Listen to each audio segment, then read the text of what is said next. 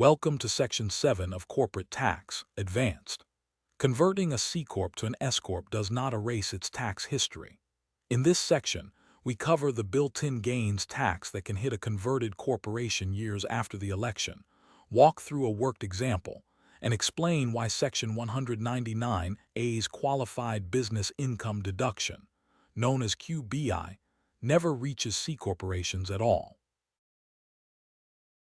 When a C-corp converts to S-corp status, it carries forward a potential time bomb. Any built-in gains that existed at the moment of the election, meaning appreciation on assets the corporation already owned, are subject to corporate-level tax at 21% if they are recognized within the first 5 years of S-corp status.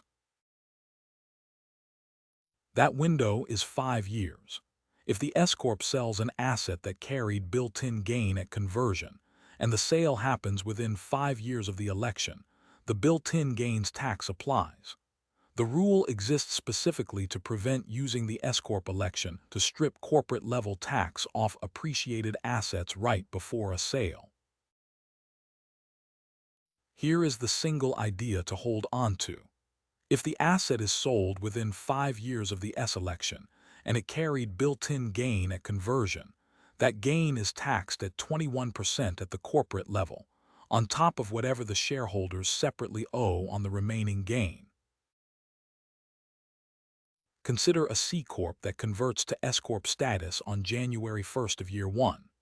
It holds land with a basis of $200,000 and a fair market value of $800,000 at the moment of conversion, a built-in gain of $600,000. The S-corp then sells that land in year 3, squarely inside the 5-year window. $600,000 of built-in gain, multiplied by the 21% corporate rate, produces a built-in gains tax of $126,000. That amount is owed at the corporate level, even though the entity is now legally an S-corp. This corporate-level tax does not replace shareholder-level tax. Shareholders also pay tax on the remaining gain that passes through to them, so the built-in gains tax is an additional layer sitting on top of the usual pass-through taxation shareholders expect from an S-corp. The planning implication runs in 2 directions. Either wait until year 6 or later to sell highly appreciated assets after making the S election, or avoid converting a C-corp that holds large appreciated assets it plans to sell in the near term. Now turn to Section 199A. This provision creates a deduction for qualified business income, known as QBI, but its reach stops firmly at the entity type line. The QBI deduction is not available to C corporations. It only applies to pass-through income, meaning income earned by sole proprietorships, partnerships, and S-corp that flows through to the owner's individual return.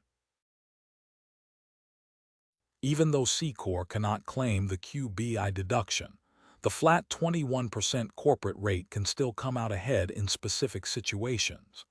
If a company reinvests most of its profits and never distributes them, the flat rate can beat the effective pass-through rate after the QBI deduction at many income levels.